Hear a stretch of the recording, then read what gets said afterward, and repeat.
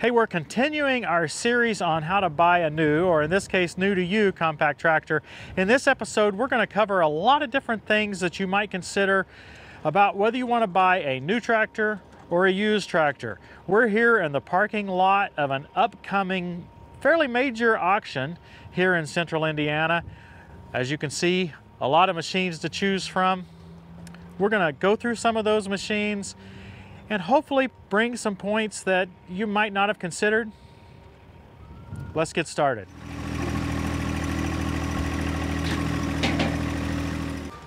It's an old International 284. I remember when these came out new. Hey, I'm trying to figure out whether that was going to fall off or not. Yeah. I wonder if it'll start. I don't think we have anything here. I guess we have to look at the sale bill. This may be one of those that they sell as is. Or you never know, maybe just the battery dead.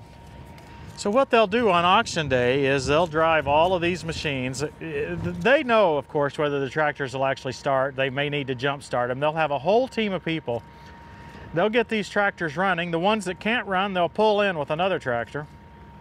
And they'll run them through this big shed here behind us. Everybody sits on a bleacher. And then the auctioneer and the audience then stays constant, and there's nice audio system, so that keeps it the easiest to handle.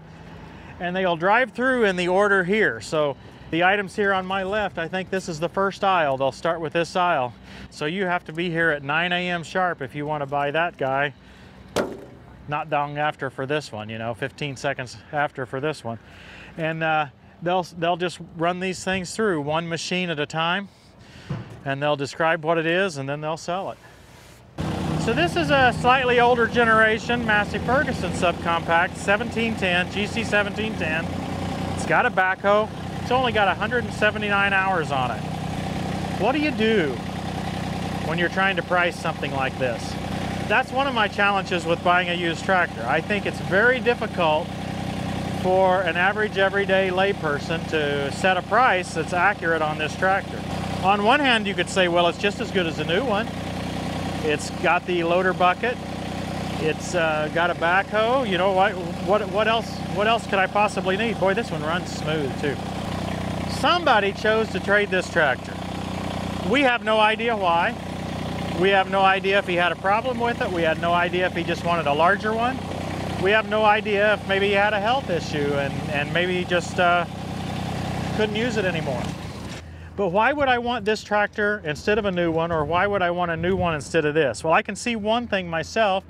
The front end loader does not have a quick attach. So I can't quickly go to a set of pallet forks or a grapple. This one's got a pin-on bucket. I think that's a fairly major issue, and who knows, that may be why the guy got rid of it. On the surface, I don't see anything wrong with this tractor, but an item like that is expensive to change.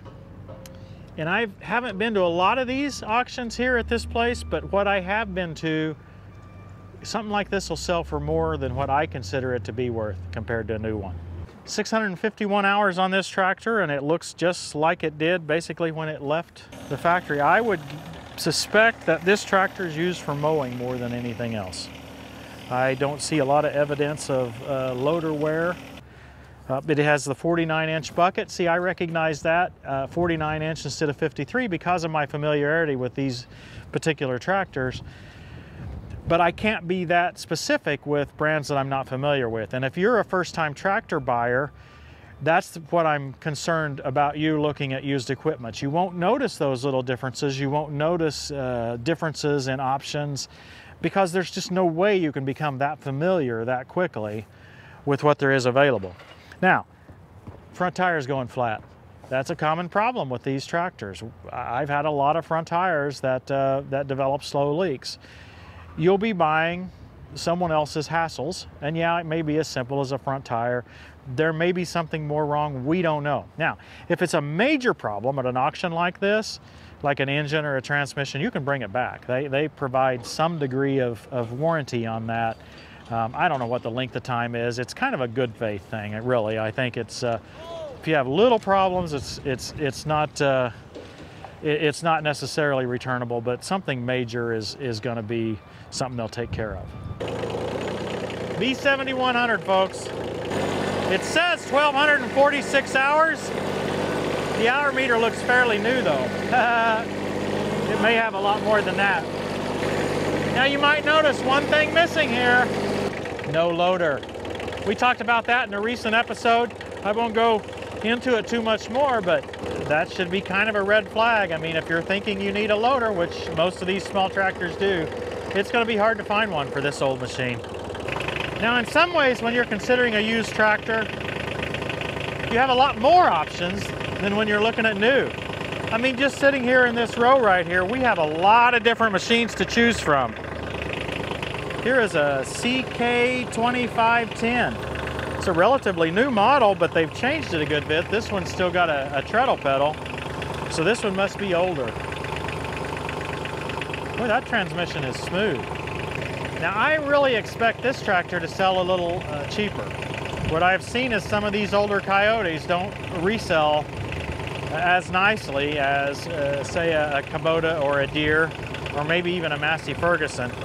Probably just some concern people have about what they're getting. This particular one might turn out to be a bargain. It's got a backhoe, it's got a loader. It'll be about 25 horsepower. The top half of my ROPS is gone, isn't it? Yep. Yeah, so that's not a very good deal. An older machine like this, there are going to be some areas that are just not going to be quite as refined, you know, that they've improved over the years since the original design. I actually find that in some ways there's more options. You get all these different models to choose from, but in some ways there's less options, right? Because you can't decide whether you want a third function or not.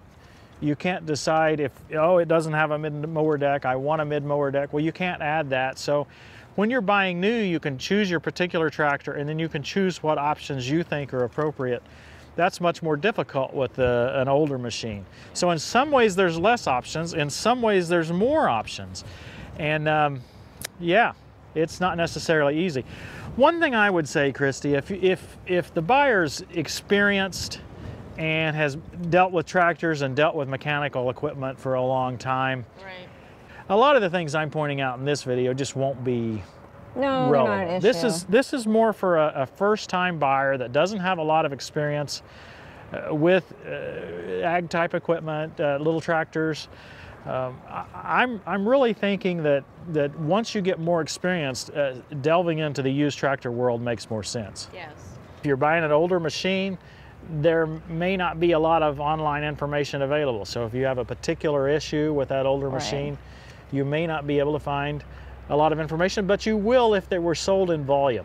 So if you're gonna buy an older machine, one thing to consider is, was it a popular machine when it was new?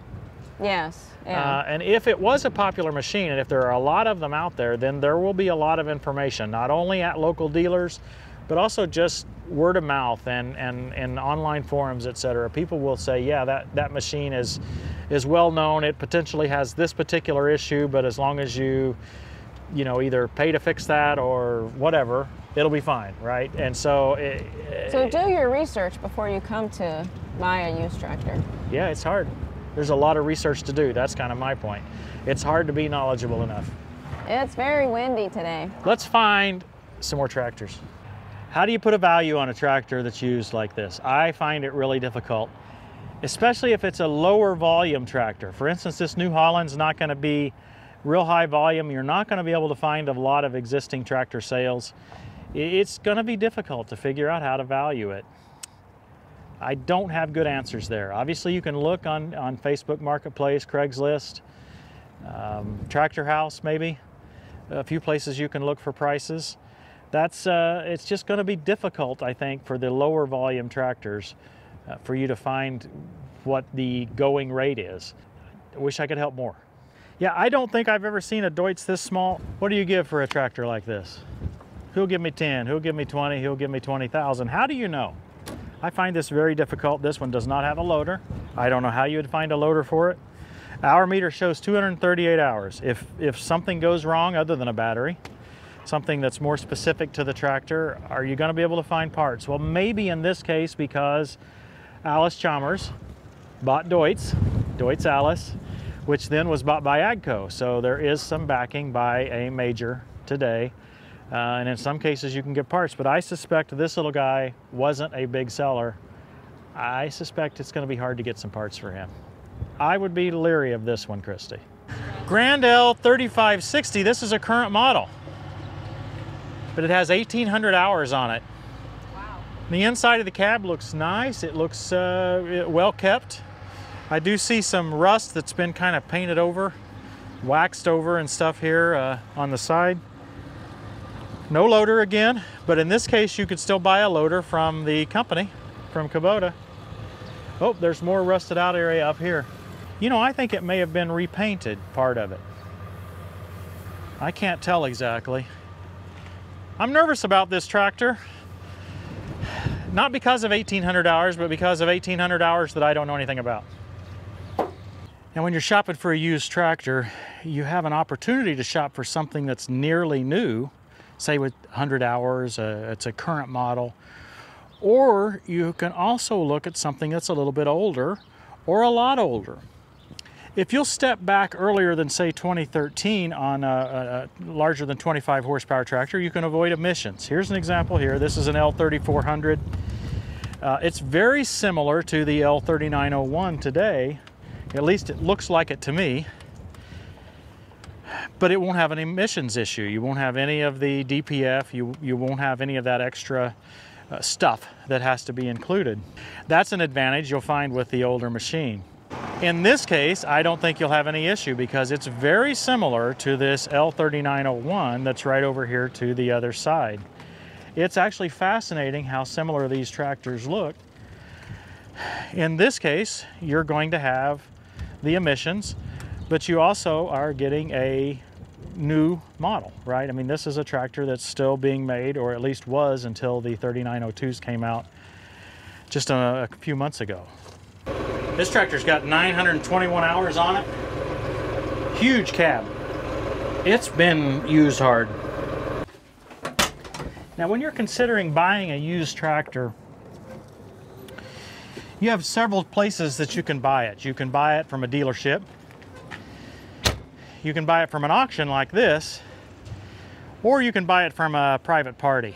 When buying from a dealership or a legitimate auction, I use that term legitimate because we bought a tractor at an auction that turned out to be stolen, and it turned out not to be a very upright auction. You can search for that video if you want more information on that. It's called "We Bought a Stolen John Deere Tractor." It's been quite popular. We did get most of our money back on that, but still don't have a good feeling about it. But anyway, if you're buying from a dealer or a legitimate auction, you really don't have any risk of getting a stolen tractor. You may actually get one that's stolen, but the risk will be on the dealer or on the auction company themselves. They have insurance for that type of thing. When you're buying from a private party, you can do some checks yourself if it's a recent tractor. If it's an older tractor, I don't know. But if it's a recent tractor, you can call the local dealership for the manufacturer, and at least in the case of Deere machines, you can give them the serial number off the machine and they will be able to tell you who the current owner is. That helps you a lot. If the owner's different from what you have, the person you're dealing with, that gives you a lot of questions to ask, right?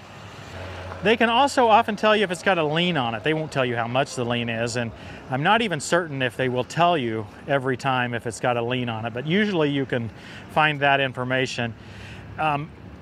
If you sense that it's not on the up and up after you ask questions from the buyer, it may be something you should shy away from, because you're on the hook. If you buy a stolen piece of equipment from a private party, you have no recourse. If you buy it at an auction or from a dealer, you do have a recourse. Maybe worth paying a little bit of a premium.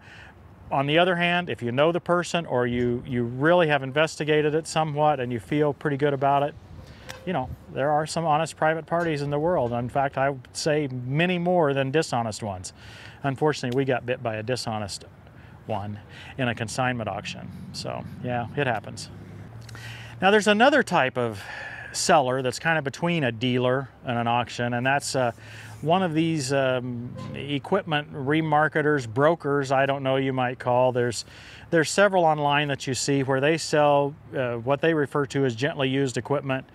Oftentimes it is fairly new or fairly clean equipment they have purchased from a dealer. In that case, I'd say you can be fairly confident that it's not stolen or doesn't have a lien. I'm just not sure that I would necessarily find those to be a bargain, because they were going to buy it from the dealer because the dealer couldn't sell it retail for whatever reason, and then they're going to mark it up and sell it to you. Well, you know, is that really the best way to buy the machine? You're not going to get any support from them. They're just going to tell you to take the machine to the dealer if you have any issues. They really are just a broker. Sometimes you might find a deal, but more than likely it's going to be sold at tip-top retail, because that's their business, is to advertise thoroughly and get the top price out of these tractors.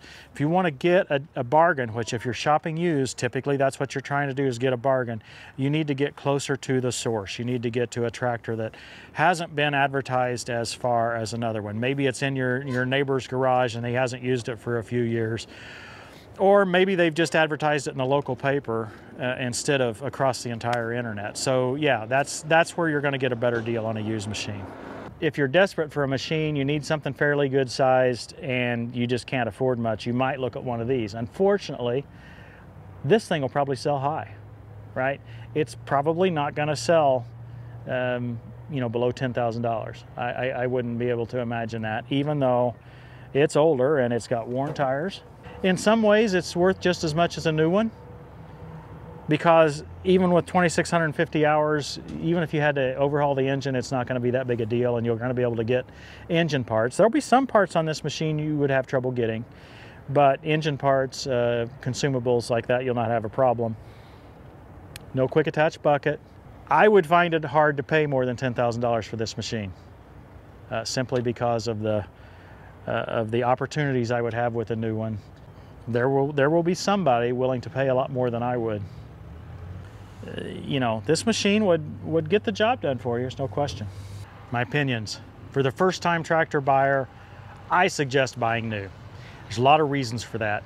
Number one, if you choose one of the big brands, they offer 0% financing, so you don't have that upfront cash that you have to come up with. You don't have to pay high interest rates. A lot of people say that the 0% financing is hidden, it's a joke. Well, there's only about a $500 discount on a lot of these machines if you pay full cash for them. So the 0% financing really does help a lot. Since these tractors holds a lot of their value, you will be able to build some equity. So the payments over time, before you know it, you'll actually have something of value. You're going to get the help of your dealer. You'll get help from your dealer when you're choosing your machine, when you're choosing options for your machine, and if you have some issues, like issues hooking up your auto connect mower or issues connecting a rear attachment, you're going to get some help. And through that help, you're going to learn.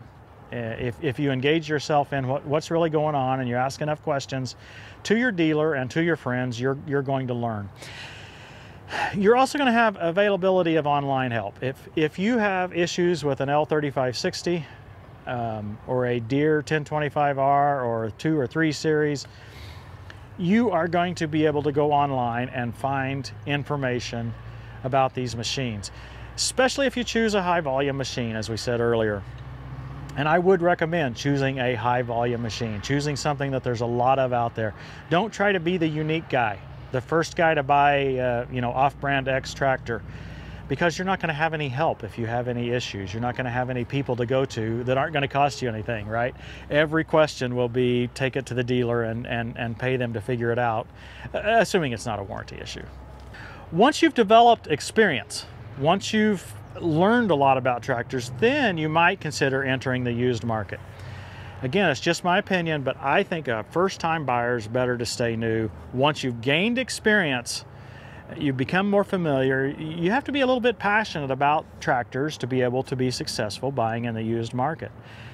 How else are you going to know what's a good price? How else are you going to know, oh, this model had this weakness, it'll be okay in my application, or, you know, I didn't know and I bought a model that had a weakness that really hinders me. How are you going to learn that stuff unless you have passion and you apply by digging in and by learning? Lots of things to think about here, I recognize that. I hope this has been a help. It's not a final decision. When it comes down to it, used versus new is something you have to decide for yourself. Nobody can tell you which is exactly best. There really is no way to know. but at least these are some items to consider. Thanks for watching, everybody. We'll see you next time on Tractor Time with Tim. It's no good. It's no good, says the buyer, then goes off and boasts about the purchase. B7100, folks. This tractor was way ahead of its time. Still, Christy, can I have it? It'd be a lot of fun to have this old tractor. No, put it away. I guess I'll have to buzz it around here one more time now.